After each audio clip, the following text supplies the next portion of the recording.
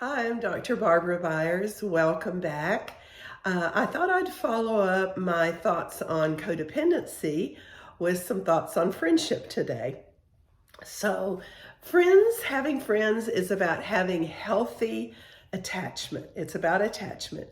And friends can be so life-giving, supporting, and it can be so healthy for us mentally and emotionally when we're surrounded by love and understanding and support. It feels really safe when we can lean on someone. And we really can't thrive without good friendships.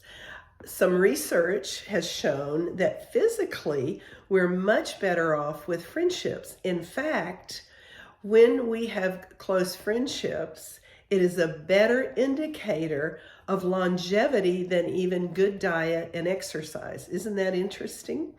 So, when we have loneliness, which loneliness is really just a sense of lack of connection, that's a predictor of a lower life expectancy. It's very good for your heart, your cardiovascular, to have these connections. And so friendships can actually protect our heart. And one of the key reasons for that is when we have friendships, we actually cope with stress better. We can share our needs and we cope better. So we increase our resiliency, we increase our overall mental well-being when we have good friends who love us, but also challenge and inspire us and reveal our shortcomings sometimes. But bad friendships can be really life-sucking, can be really dysfunctional and really painful and end up impoverishing us if we stay in them. So, who hasn't been wounded in a friendship at some point? And the wounds happen because we grow to trust someone. And when we trust them, we open our heart at a certain level. And to that extent, they have access to our heart. And then if they betray us or just don't meet, the expectations we thought, we can feel so wounded.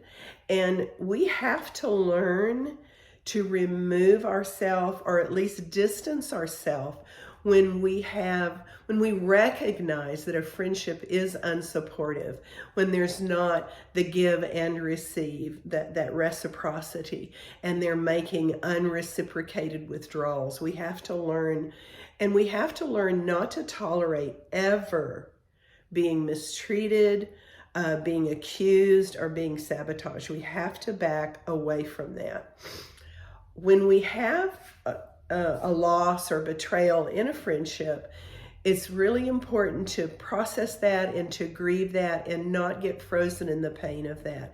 Otherwise, we don't want to trust again and we just overprotect our heart. And then we miss out on some really good friendships because we're afraid we're going to experience, rejection and shame and abandonment and being talked about and being misunderstood and those sorts of things. So real deep friendships take years to develop, but we need them. And we're often not great at developing friendships. And part of the reason is that we've got to learn to own our own stuff that maybe gets in the way. For instance, we all have attachment styles. And our attachment style, the way we connect with others, can be too avoidant, or it can be too anxious, or it can be too chaotic.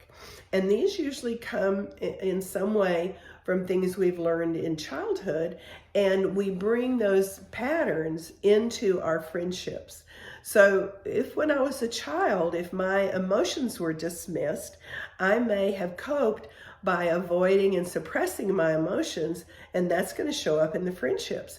If my family of origin was chaotic and I wasn't secure, I may try to anxiously attach to others, and that's going to get in the way of a really healthy friendship.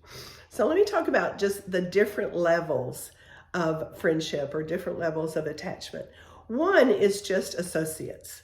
So these are people maybe we know at work, or maybe we know over a common bond. Maybe we go bird watching or something, book club, similar activities. And these are kind of what's termed transactional friendships. There's some exchange. There's a level of interest, but it's not very deep. It could deepen, but it doesn't start out deep. And they have a purpose in our lives at that surface level, because it does provide a sociable small group. But these are not the people we should be confiding in yet. It's wise to have boundaries at first and not be very vulnerable until we learn over time that someone can really be trusted and that they're capable of being trusted, because not everyone is. Also, not everyone is really willing to give the kind of support we might like. So over time, they may become closer than associates, but it takes time and depth to create that. So a few times I've been in a similar interest group, say a ladies' Bible study or something, and someone has wanted to get to know me better. And sometimes that's worked out well, and sometimes it just hasn't. And we don't need to feel false guilt over this. We're not going to like everyone. Everyone's not going to like us. We're not going to be attracted to everyone at a deeper level. And we just can't be all things to all people, even though they may want that. So before we invite a friend to take tenancy in our life, and usually that sort of happens organically, but we need to know that we can trust. So let me just mention expectations here for a minute. We all have expectations, and we can have some expectations that don't really match who they are or what they're willing to give. So we end up asking or maybe demanding something that they can't or won't give, or then we end up trying to change them into something that we want, and that becomes codependency. So it's easy to become disappointed when someone doesn't meet our expectations or isn't there for us. And in those cases, we just need to learn to forgive them, to bless them, but to move on and not keep spending time trying to make that work, trying to make them give us what they're not going to give us. And sometimes people do that to us. They have unrealistic expectations of us. I'm an encourager, and so sometimes people, because I give, can mistake that for a real friendship when they don't realize there's not really reciprocity and it's not equitable. This has happened a few times. I remember some years ago, a person just kind of ooched their way into my life, but they began to have these unrealistic expectations, and just some inappropriate things began to happen. They started quoting me to other people and saying we were really close friends when we were not, and they were just really a too helpful person that had a lot of wounded things that needed healing in their life. But I had to set boundaries. I couldn't let that bleed over into my life and my family's life. So I really had to create some distance. Another time I'm thinking of it, I had a friend, and she had some expectations of me that were unrealistic in terms of my time and availability. And when I didn't meet those, she just hurled some bizarre accusations at me. And I had to say, all right, no more contact. This is over, while forgiving and blessing the other. But we test those things out over time and see what we've really got. Sometimes we talk about being in the church, which is the family of God, and we're to love one another and see one another with His eyes. That doesn't mean we're going to have deep friendships with everyone, because not everyone in church is safe. Not everyone is healed yet. And so it's simply not wise to trust them. And it's right to protect ourselves from people where we discern that they're trying to pull from us things we shouldn't be giving. And there's just some people we should not invite in.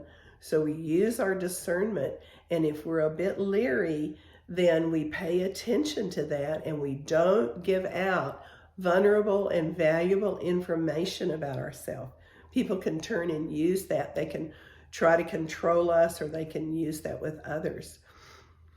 All right. So associates is the first level. Second level is mentor-mentee. This is a particular kind of relationship, and it's asymmetrical.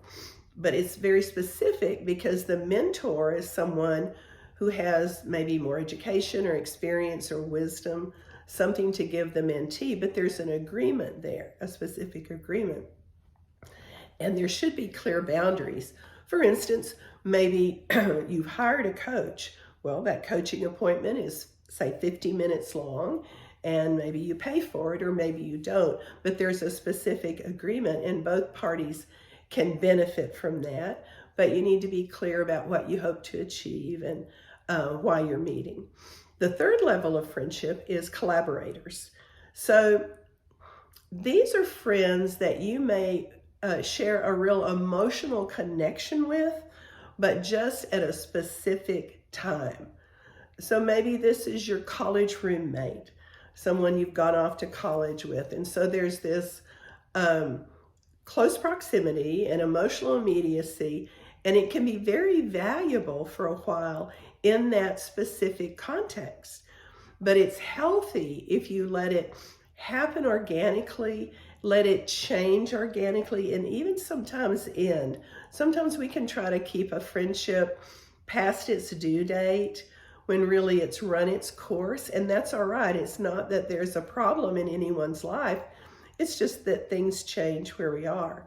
We've moved away. Sometimes you walk with someone in their pain, their deepest pain, and then you find they're not that interested in continuing a friendship, which is puzzling and sometimes hurtful. But it may be healthy on their part to want to move forward with healthier friendships.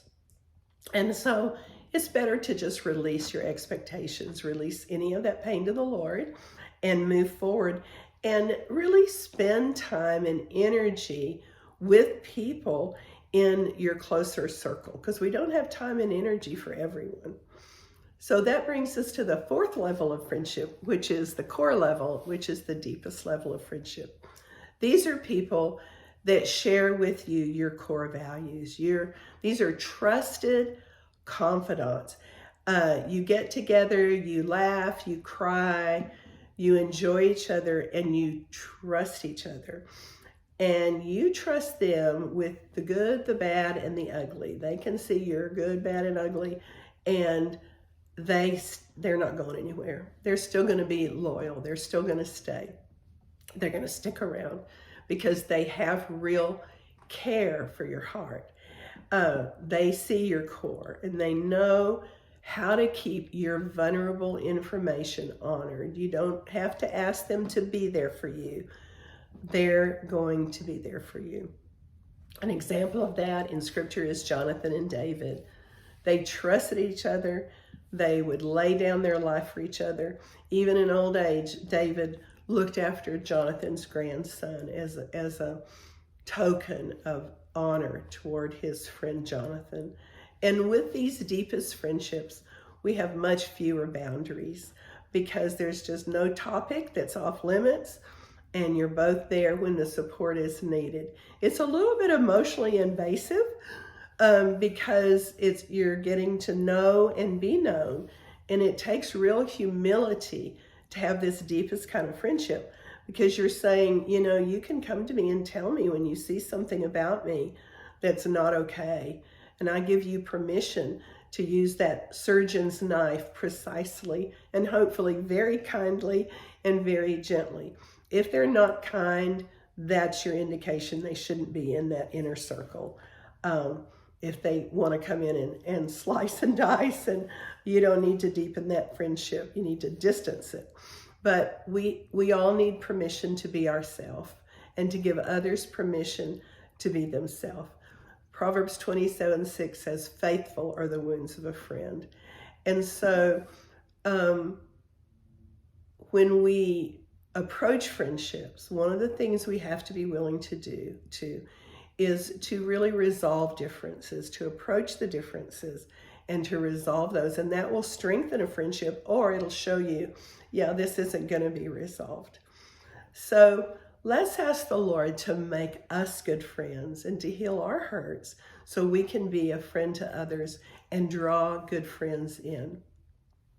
I hope these thoughts have helped you. And I'm about to leave now and actually go have coffee with a friend. So I'll see you next time.